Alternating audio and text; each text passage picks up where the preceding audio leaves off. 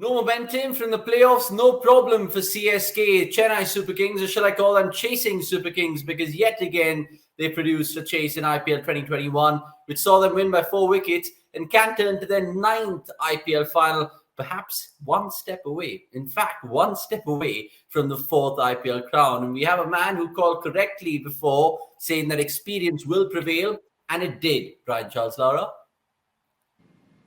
How are you? All well. Now, just talking about this game to my friends offshore, they were telling me that CSK looked like the good old CSK that we all know. With Dhoni finishing it off in style, I hate to use that phrase. Do you think that's the truth?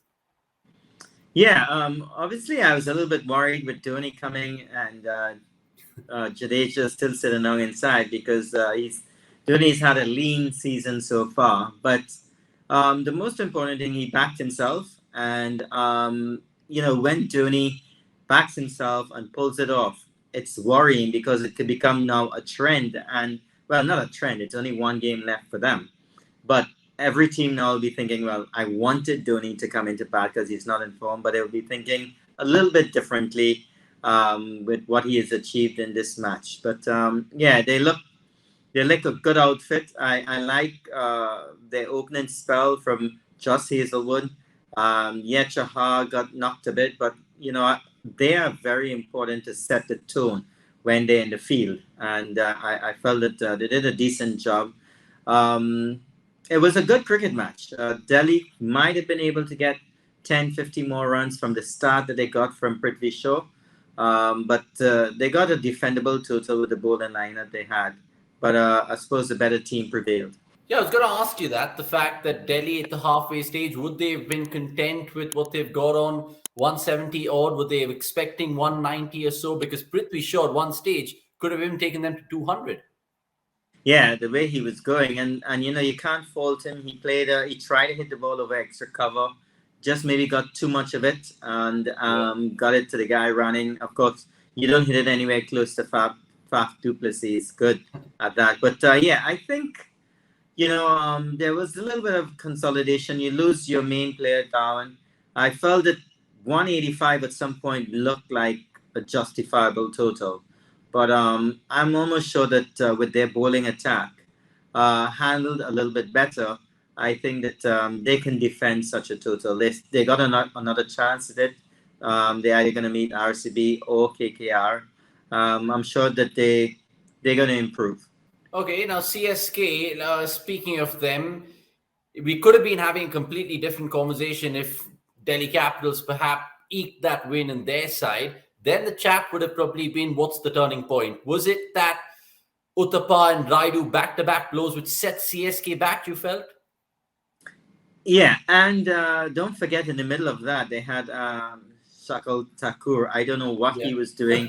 They were cruising, and all their batsmen are aggressive batsmen. So it's not to say that they needed an injection of pace and an injection of aggression with the batting. All their batsmen, right? Raidu, Moeen Ali, they all play their shots. So I felt that CSK lost it there, and obviously there's a little bit of a rippling effect.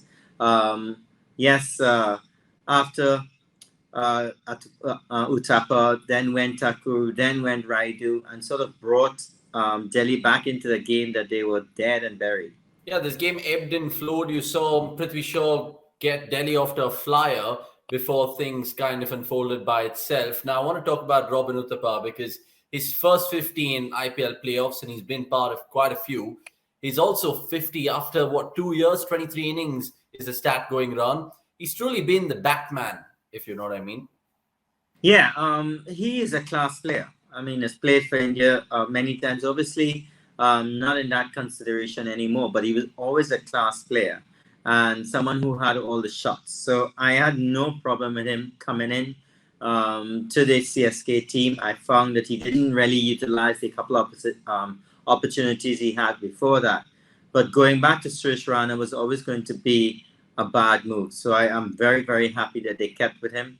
And he paid them off tonight. He batted beautifully, and he's not scared of anything. He takes on pace, he takes on spin. I think, just a little fitness issue, I suppose, that he'll have to deal with. Now, always, every cricket match, hindsight is a beautiful thing, Brian, and you know that best. Now, if you were Rishabh Pant, would you have thrown the ball to Kagis or Rabada to defend that final over? Did they miss a trick there? I know Tom Curran ended up taking most wickets in the day, but surely Rabada. Yeah, I mean, that's an easy decision. I would have to lose the match with my best bowler with the ball in his hand. Yeah.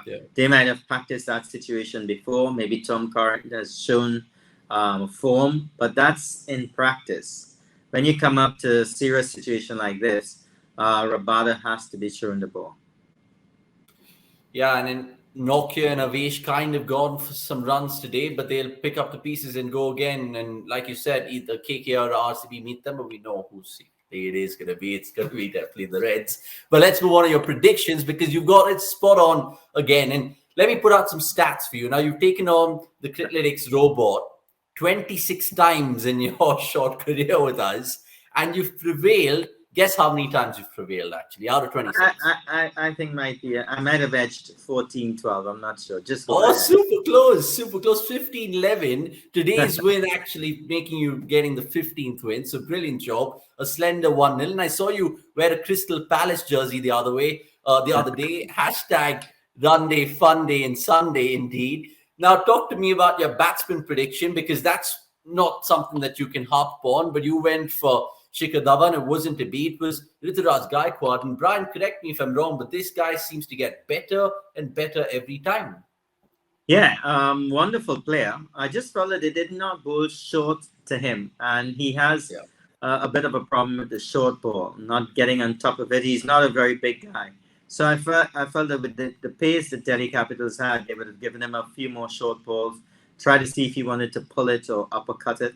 And if you bowl it in his areas, he's an outstanding player and great form.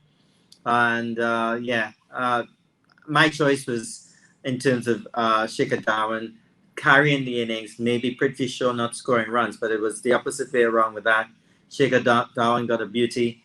But you know what? I'm happy that at the end of the day, the back end, when you come to that back end, you know, the fans will see where I prevailed. Yeah, you already have because even if it has to play catch up to you, I think it'll eventually run out of steam and be 15-14. So well done. We'll definitely send you some goodies from our side. Speaking of which, let me just get the goodie bag answer out because we asked you today, before in the preview, I should say, who will bowl the most dot balls in this one. Now, there are quite a few contenders. And the Criclytics scorecard tells me it was Josh Hazelwood with 13 ultimately who bowled the most dot balls. So anyone who shouted out Josh's name in the comments, find yourself a goodie bag coming your way. Right, bowlers then in terms of your predictions. Now, you went for Dwayne Bravo. He's been blowing hot and cold. I don't know whether Dhoni's been using him well. We'll just ask you about that in a bit. But Criclytics went for Avesh Khan, who didn't do well. Tom Curran was 3 for 28. Talk to me about Bravo, though, because is that a cause for concern? I don't know. It's kind of puzzling. Obviously, Dhoni has a lot of faith in Bravo at the death. Yeah. I still believe that there is 1 or 2 overs for him in the middle overs. As soon as the power play finishes, you can get Bravo coming in there, change of pace, batsmen playing, reckless shots. But, they go right down to today. They went to the 14th over or something like that, and all of a sudden Bravo wasn't going to bowl his full quota. But the thing about it is that Dhoni has a lot of trust in Bravo at the death. So that being that, you just got to leave it alone. Sometimes it might be 2, sometimes it might be 3 overs. He might even get 4 overs in a match. But he's played his part, and I think other than a few wides, he picked up a wicket or 2, and which was important. Right, so it was still 0-0 at this stage, and then it came down to the all-important prediction, which is the winner, and Brian called correctly because he went 56% CSK, while the Criclytics robot went 56% DC. Ultimately, we know who won. So, robot, in your face, Brian has done you over again. Finally, your final thoughts, takeaways from Delhi's camp, because they still have a second bite of the cherry. If you're Ricky Ponting, would you be tearing your head out, or would you be thinking, you know what, we can really fancy this again come Dubai against CSK? later this week? I will be worried because I think a lot of the fears that I have, not Ricky, Yeah. I have of Delhi Capitals is now coming to the fore, which is, a strong middle order batting. Yes, Rishabh Pant and Hetmyer scored some runs, but I'm talking about match winners, guys who would take the game away from CSK. That was not evident. Prithvi Shaw batting very well, but not taking the opportunity to go on. He's going to be inconsistent. So that's one of my fears with the batting. But my major fear is that the people going to adapt to the Delhi Capitals' major strength, which is their bowling. And that's what's happening now. Teams are now getting the better of their bowling. Avish Khan is not looking the same Avish Khan from a week ago or 2 weeks ago. He's being knocked about. What's going to happen? Ashwin is just sort of bowling a lot of current balls. He doesn't look settled in his skin out there. If that starts to go round, I think that Ricky will definitely be a little bit worried. Now they head to Sharjah, totally different conditions. Let's see what happens. Yeah, Sharjah has been a venue which has been all right for them. Mixed bag of success for the Delhi Capitals. So they'll be really watching tomorrow night's encounter, which is, of course, KKR RCB. And we'll be doing the same with Brian Lara. Of course, you can check out the preview with that. And you can also check out a cracking interview that we did with Anrik Nokia as well, that he chats about fast bowling, nicknames, and whatnot. Brian, it's been fun. Is it going to be CSK's year? Because a lot of fans in Chennai must be going mad right now, especially seeing their man hit the winning runs. Do you think it could be number 4? It could be. I don't like the 4 days of rest that they have though, until the finals. So hopefully they keep themselves busy. Looking at some of the clips from it in the camp, they seem to enjoy themselves, which is great.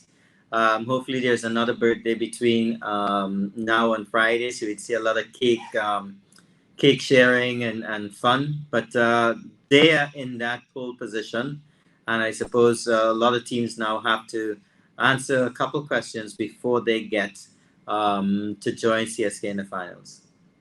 Right, let's see how it really goes about it, because one thing is for sure, I think Brian might be ordering a chicken chettinad instead of a butter chicken in terms of room service, because ultimately South has prevailed over the North. But thanks for watching, ladies and gentlemen. Much appreciated. Catch us more on cricket.com. Until then, subscribe and keep showing us your love, because we can't get enough.